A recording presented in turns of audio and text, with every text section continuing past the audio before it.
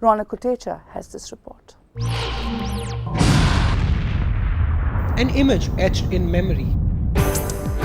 Even a year after 26/11, the worst terror attack India has seen, it seems justice is a long way off. The trial of Ajmal Kasab, the lone surviving terrorist, the brain behind the carnage at the central CST station in Mumbai, is still on. And the latest developments in the case mean there will be even more delays. What's more, despite crying hoarse and loud for a year, Pakistan has still not extradited a single person responsible for masterminding these attacks. For Assistant Police Inspector Hemant Bhavdankar, the man who actually captured Kasab on the fateful night a year ago, it's a time for introspection. He risked his life using a basic service revolver he still carries, but as a good cop, he is resigned to the fact that the long hand of law will take its time to actually reach Kasab.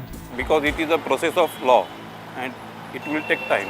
But time and again, the men in uniform have had to wait long to see justice done. Here is a status check of what actually has happened after some of the worst attacks in India. 13 serial blasts rocked Mumbai on March 12, 1993. 250 people lost their lives and 700 were wounded. Many were arrested and detained, but it was only in 2006 that 100 of the 129 accused were found to be guilty and were convicted by the special designated Tada court.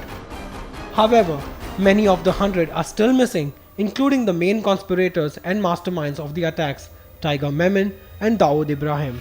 On December 13, 2001, 5 terrorists from the Lashkar-e-Toiba and Jaish-e-Mohammed attacked the Parliament of India in New Delhi, killing 6 policemen and 1 civilian.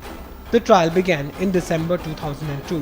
While 4 Jaish-e-Mohammed members were convicted and sentenced to lesser terms, the mastermind of the attack, Afzal Guru, is yet to be executed even after the ruling from country's apex court back in 2004.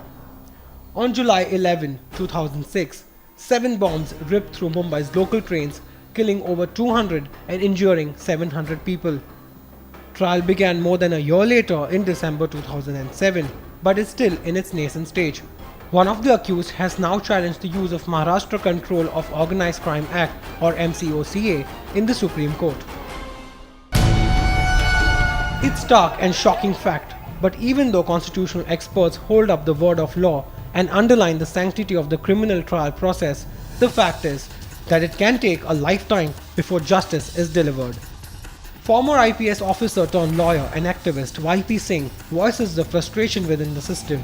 He says the problem is that we really don't have a law strict enough to deal with terror, especially in its new high-tech form.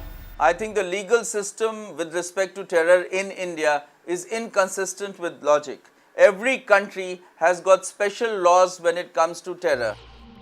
That is the reason why we had initially Tada that lapsed. Thereafter we had POTA and POTA also lapsed. It is absolutely incomprehensible to logic that when a law has been made for a specific reason, why that law should lapse at all. The fact is that anti-terror law seems to have been caught in a vortex of politics. From the Terrorist and Disruptive Activities Prevention Act or TADA to the Prevention of Terrorism Act or POTA, each one of these stringent laws were trashed for the excesses they perpetrated, and instead of nipping the problem of corruption, the laws themselves were done away with at the altar of politics. Ajmal Kasab is being tried under the Unlawful Activities Prevention Act or UAPA, which was introduced way back in 1969. No wonder then that old security hands are frustrated with what they see. Very slowly the value system has changed, and today I think more or less they have given up and given into the hands of the political class.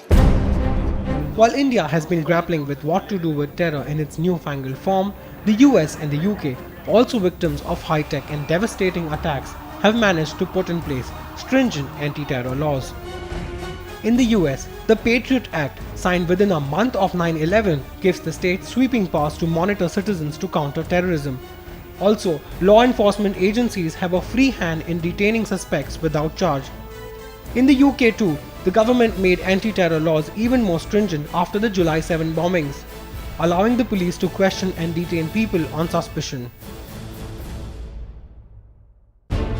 While these laws have been called draconian, the fact is they do represent the swiftness with which the political establishment came together to deal with a crisis and looming threat. In India, meanwhile, the wait continues. All those who thought that 26/11 will be a turning point in the way India deals with terror came in for a big disappointment. Not only is Kasab's trial far from over, all the diplomatic pressure put by India on Pakistan so far has been a futile exercise. India continues to remain vulnerable to terror attacks, and a stringent law to deal with such attacks is still a distant dream. Ronak Kotecha, Bloomberg, UTV, Mumbai.